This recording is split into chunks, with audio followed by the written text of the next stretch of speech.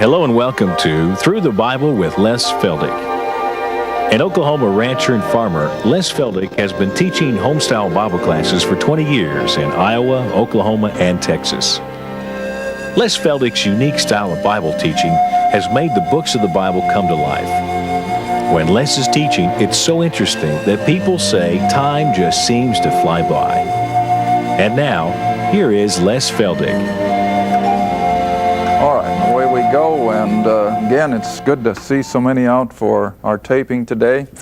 We always like our television audience to realize that these folk come in from far and near, some from over in Arkansas and some from other areas of Oklahoma.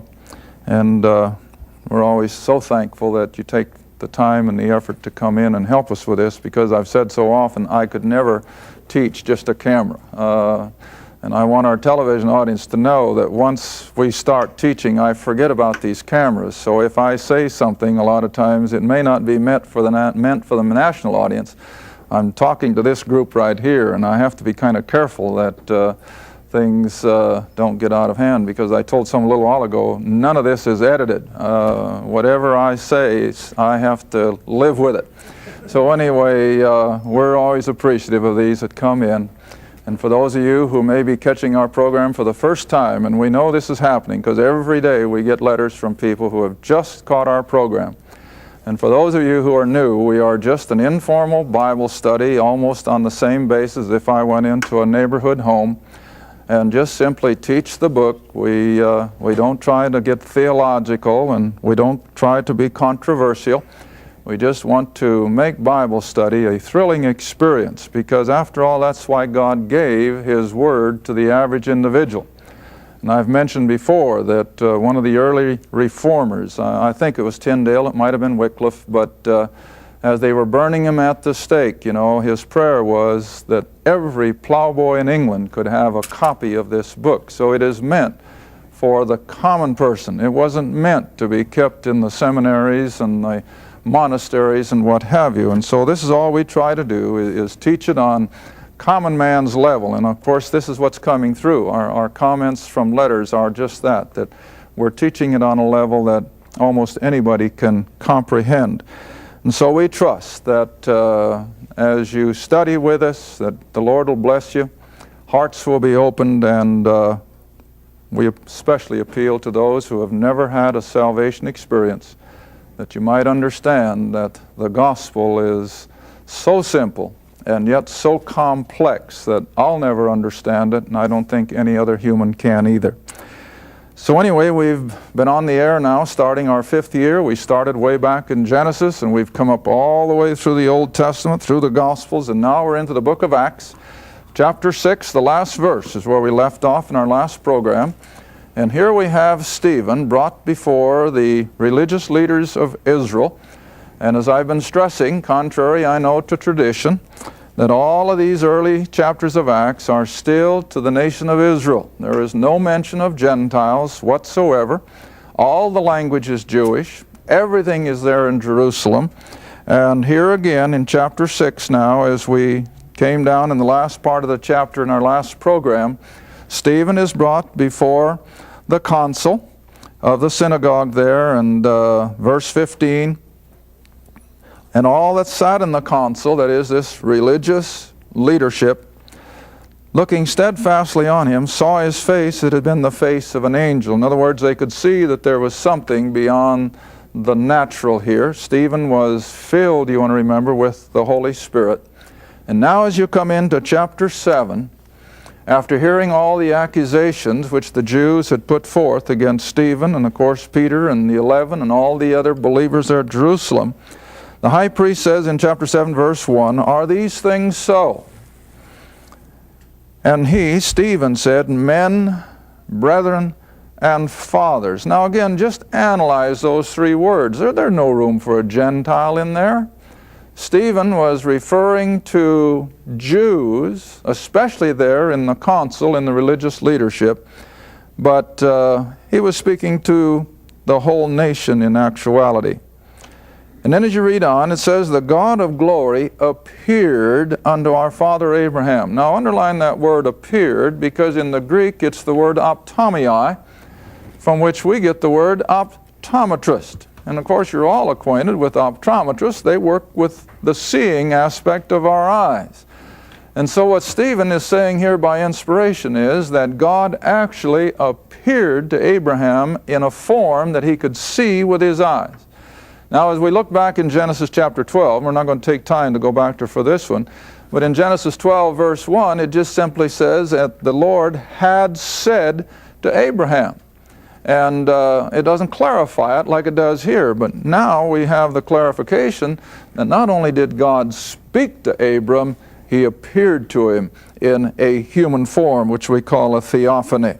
All right, reading on then. So he appeared unto our father Abraham when he was in Mesopotamia, before he dwelt in Haran. In other words, before he had moved out of Ur of the Chaldees. Now, I'm not going to take all of chapter 7 verse by verse, because it is just a beautiful review of Israel's history. Beginning with Abraham, Stephen just keeps building and building and building, as we've tried to do as we came up through the Old Testament, how that God was just constantly unfolding and revealing, preparing the nation for the coming of their King and their Messiah and their Redeemer. And so he starts with Abram and shows how he came out of the land of Chaldeans in verse 4, dwelt in Haran, and then from there he moved down into this land, which of course was Canaan, wherein he says, you now dwell. And then when you come all the way down to verse 6, it says, God spake on this wise, that his seed, in other words, his offspring, the coming generations, should sojourn in a strange land, and that they should bring them into bondage and entreat them evil 400 years. That's speaking of Egypt, of course. And the nation to whom they shall be in bondage I will judge, said God. Now this is all back in Genesis 15. And after that, the Lord told Abram, they shall come forth and serve me in this place. Now let's go back. Maybe we better reconstruct. Go back, if you will, to Genesis. And, let's see. I'm going to have to take you back. Didn't intend to do this. But let's go back to chapter 26, I think is where it is. 26 and 46. But let's look at 26 first, so that we'll know what Stephen is talking about. Now, all of these things back here are so fundamental to our understanding of even the New Testament, and that's why I spend as much time in Genesis as I did, because I've always said if they don't understand Genesis, they'll never understand even the gospel of grace. But back here in Genesis chapter 26, verse 1, after God had made this covenant agreement with Abraham, and now he's referring it on to Isaac, the true son of promise. Now verse 1 of chapter 26, and there was a famine in the land beside the first famine that was in the days of Abraham, and Isaac went unto Abimelech, the king of the Philistines, unto Gerar. Now that was down on the border between Israel, or Palestine, Canaan, and Egypt. Verse 2, and the Lord appeared unto him, see, Isaac as well, and he appeared unto him and said, go not down into Egypt. Dwell in the land which I shall tell thee of. Now that's why we call Canaan, or Palestine, the land of promise, because everything connected with Canaan was based on the promises of God. And so that's why we have that term. All right, now verse 3. God speaking to Isaac says, sojourn in this land, the land of Canaan.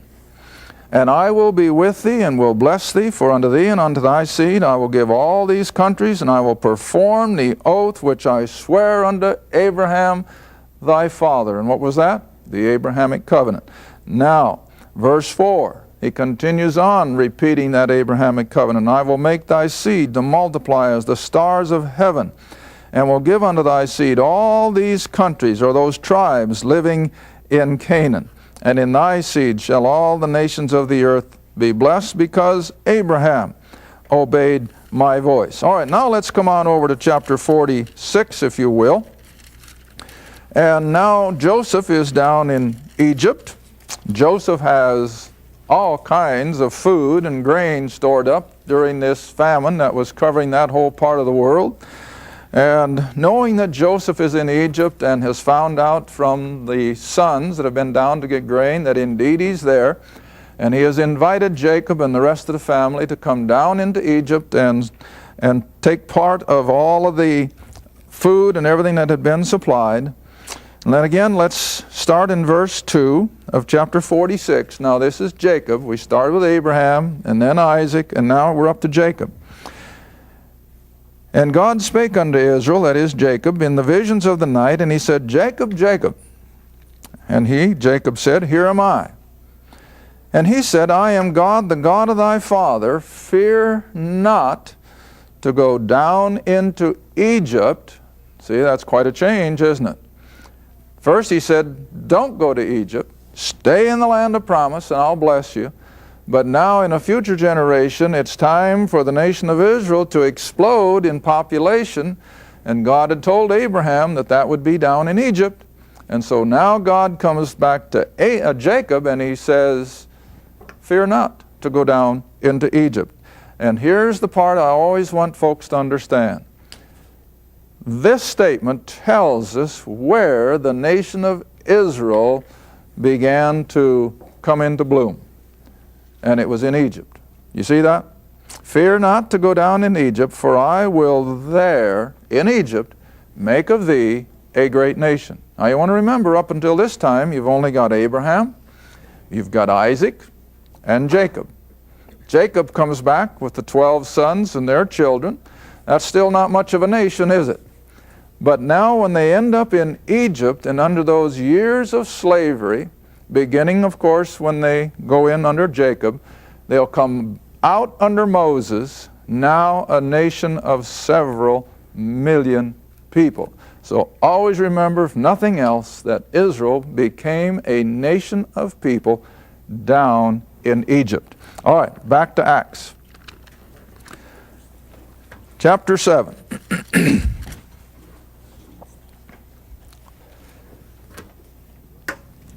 Now you can come down to verse 7. And the nation to whom they shall be in bondage, which was Egypt, God says, I will judge. After that they shall come forth and serve me in this place. And again, that's Canaan. And he gave him the covenant of circumcision. And so Abraham begat Isaac, circumcised him the 8th day. Isaac begat Jacob, and Jacob begat the 12 patriarchs. The patriarchs moved with envy, sold Joseph into Egypt, and God was with him, delivered him out of all his afflictions, and gave him favor and wisdom in the sight of Pharaoh, the king of Egypt, and he made him governor over Egypt and all his house. Now I'm taking this verse by verse because here is something that we have to learn from the Old Testament in order to prove something in the New. Verse 10. God delivered him, Joseph, out of all his affliction, gave him favor and wisdom in the sight of Pharaoh, the king of Egypt, made him governor. Now verse 11, there came a dearth over all the land of Egypt and Canaan, and great affliction.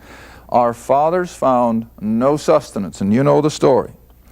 But when Jacob heard that there was corn or grain in Egypt, he sent out our fathers first. In other words, the sons, the 10 of them. Now verse 13 is a little statement that I always have my classes underline or highlight. And at the second time. Underline that word second. And the second time Joseph was made known to his brethren, and Joseph's kindred was made known unto Pharaoh. Let's go back. Genesis. Reconstruct. Genesis 42. Genesis 42. And you all know the account of how Joseph, when he was still wearing that coat of many colors, would share his dreams with his older brothers, and how it would infuriate them when he dreamed that there was this whole group of chiefs, and 12 of them, I guess, 11, and one in the center, and the 11 all bowed down to the one in the center. And it made the brethren furious because they caught on what he was driving at. And they said, you mean we're going to fall down and worship you? Well, and then he had another dream that even made it worse, and he saw 11 stars and the sun and the moon, and they all made obeisance to Joseph. And the brethren caught that. Well, see, now it's coming to fruition. I don't put any stock in dreams today. I had someone ask me again the other night if I have anything connecting with believing what dreams say, and I say none whatsoever. My, if they were, I'd be in a mental institution. I think we all would. Don't tie anything to dreams. But anyway, back here in the Old Testament economy, God did speak through dreams, no doubt about it. All right, verse 1 of chapter 42. Now when Jacob saw that there was grain in Egypt, Jacob said unto his sons, Why look ye upon one another? Behold, I have heard there is grain in Egypt. Get you down hither and buy for us from thence, that we may live and not die. And so Joseph's 10 brethren went down to buy corn in Egypt. Now you know the story. They come before Joseph, and I guess I'll have to bring you down to verse 8 of this same chapter. And Joseph knew his brethren. Now do you see that? Just as soon as those 10 men stepped into his environ, Joseph immediately knew who they were. But did they know him? No. Now what's the analogy? Well, Christ at his first coming. Oh, the Lord knew Israel from their very beginning, and he presented himself to them in language that was clear as day. But did they ever recognize him? No. And see, this is the lesson. This is exactly what Stephen is driving home. That just like in Joseph's circumstances, the brethren came and were recognized by Joseph, but they didn't know Joseph. All right, now let's come over to the next event when they come back the second time. That'd be in chapter 45. They've come back now the second time to refill their sacks with grain. Verse 1, chapter 45. Then Joseph could not refrain himself before all them that stood by him, and he cried, Cause every man to go out from me, that is, of the Egyptians. And there stood no man with him, while Joseph made himself known unto his brethren. You see that? And then look at the results. And Joseph said unto his brethren, I am Joseph. Doth my father yet live?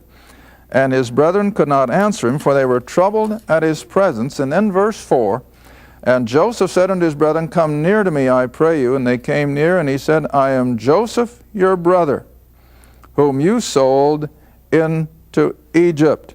And then you come all the way down to verse 14, 15. Verse 15, Moreover, he kissed all his brethren, he wept upon them, and after that his brethren talked with him. What do you have? Well, you have an emotional reunion. And I mean, it was emotional. When after all these years, they are finally brought back together. Well, now what's the analogy? Before you go back to Acts on your way back up, stop at Zechariah. Zechariah, now that's the next to last book in your Old Testament. I always tell my class people, find Matthew, anybody can find that, and then come back to the left through Malachi, and then you will come to Zechariah. Now remember that at his first advent, Israel didn't know Jesus. He knew them. And the analogy draws all the way through Acts chapter 7. And they said, Away with him, we'll not have this man to rule over us. And so he went back to glory, sat down at the Father's right hand, but he's coming again to the nation of Israel, whether they believe it or not. He's coming again. And there's going to be that same glorious, emotional reunion when Israel recognizes their Messiah. I was reading in the Jerusalem Post here a while back that the mayor, the ex-mayor, Teddy Kollek, 80-some years old now, and he has just brought Jerusalem, you might say, from a nothing to the beautiful city that it is. But talking about the Messiah one day, and he said, well, the first thing I'm going to ask him when he comes is, have you been to Jerusalem before? And you see, that's their hang-up. They just can't recognize that He has been here before. They know He's coming, but they can't see it as a second event. Well, here in Zechariah now, we see the emotional turn of events when He will return. Verse 10 of Zechariah 12. Did I give you the chapter? Don't believe I did. Zechariah 12, verse 10. And I will pour upon the house of David and upon the inhabitants of Jerusalem the spirit of grace and supplications. They shall look upon me whom they have pierced. See, a reference to the crucifixion. They shall mourn for him as one mourneth for his only son, and shall be in bitterness for him that is in bitterness for his firstborn. And in that day, verse 11, there shall be a great mourning in Jerusalem. Verse 12, and the land shall mourn every family apart, the family of the house of David, their wives apart, the family of the house of Nathan, and so on and so forth. And I don't think this is a mourning of grief, but a tearful mourning of reunion that they have their Messiah. Another one is in chapter 13. Just turn the page over to verse 6 in this same little book. Zechariah chapter 13, verse 6. And one, that is of the house of Israel, of course, and one shall say unto him, what are these wounds in thy hands? And then he shall answer, those with which as I was wounded in the house of my friends. See how plain that is? That's Old Testament. After the fact, see? All right, now if you'll come back with me for the last few moments of this half hour, we'll continue on in Acts chapter 7. And so Stephen is hammering home the fact that Christ in His first advent, they didn't know who He was. And you know, so far as Israel is concerned, it's a good thing they didn't. Because had they have performed the rejection that they did, knowing who He was, God would have had to destroy the nation. There wouldn't have been any excuse. But see, even as Christ hung on the cross, one of those 7 statements that He made on the cross was, Father, forgive them. Why? They know not what they do. And even as Stephen will be stoned here in just a little bit, he too will say the same thing. Forgive them. Not just out of a heart of grace alone, although that was certainly part of it, but because of their ignorance. Now, I always have to tell my class people, everything rests on the Old Testament economy. Back in Israel's history, if a farmer was cleaning stones and rocks off his field and he's throwing them over a hedgerow, and unbeknown to him, someone is walking on the other side, and he hits him on the head with a pretty good-sized rock and kills him. Well, now, he didn't know the fellow was there. He was in total ignorance. Now, that was in the days of the cities of refuge, so that good Jew, as soon as he realized what he had done and knew that he would be accused of killing someone, he could run to a city of refuge, and he could tell his situation to the city fathers. And if the city fathers had maintained that he was innocent of not doing anything in premeditated murder, he was set free. He'd go back to his farm. Now, the reason was that he was not guilty if he did what he did in total ignorance. Now, that's all the backdrop then for Israel's response to their Messiah. Had they have known who He was, and then demanded His crucifixion, they would have had to be put to death like a common murderer. But they escaped that because they did not know what they did. And keep that in mind. Well, let's see. A verse I usually associate with that, keep your hand in Acts, is 1 Corinthians. 1 Corinthians, I think it's chapter 2. 1 Corinthians chapter 2. My verse that I'd gone a long ways along my road of the Christian life before I ever knew this Bible, this verse was in the Bible, and I imagine most people are the same way. 1 Corinthians chapter 2, beginning with verse 7. But we speak the wisdom of God in a mystery, even the hidden wisdom which God ordained before the world unto our glory. In other words, Paul is speaking of his own ministry. Now verse 8. Which none which none of the princes of this world knew. For had they known it, who he was, they would not have crucified the Lord of glory. Stands to reason, doesn't it? But they didn't know. And so the Lord could rightfully say, Father, forgive them. They're ignorant. They don't know what they're doing. And the same way when they kill Stephen. Stephen will say the same thing. Father, forgive them. They know not what they do. All right, now then if you'll come back, got 2 minutes left. Chapter 7, verse 13 again. And so at the second time, Joseph made known to his brethren, and Joseph's kindred was made known unto Pharaoh. And then sent Joseph and called his father Jacob and all his kindred, 75 souls. So Jacob went down into Egypt and died, he and our fathers, and were carried over into Shechem, which of course is in Canaan, and laid in the sepulchre that Abraham bought for a sum of money of the sons of Emor, the father of Shechem. And you remember it's the sons of Heth back in Genesis.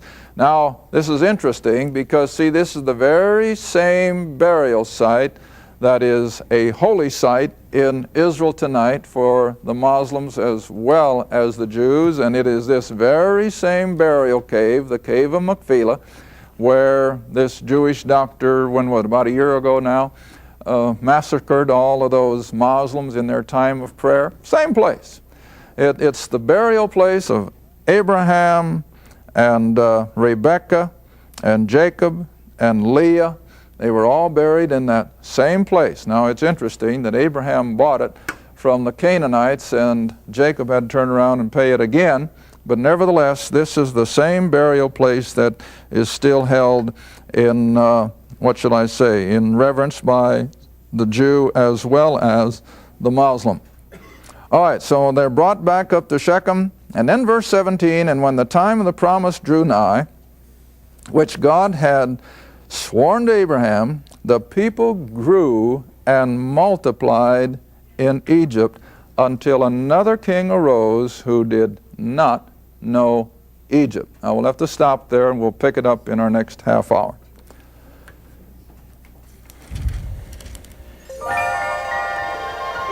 Thank you for watching Through the Bible with Les Feldick, a weekly Bible study.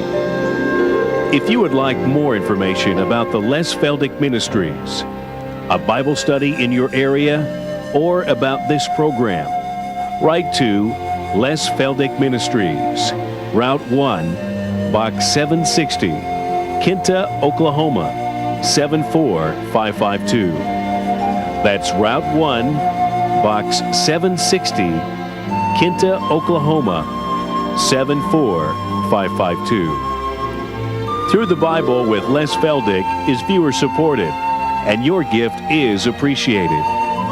Thank you, and be sure to tune in next time for Through the Bible with Les Feldick.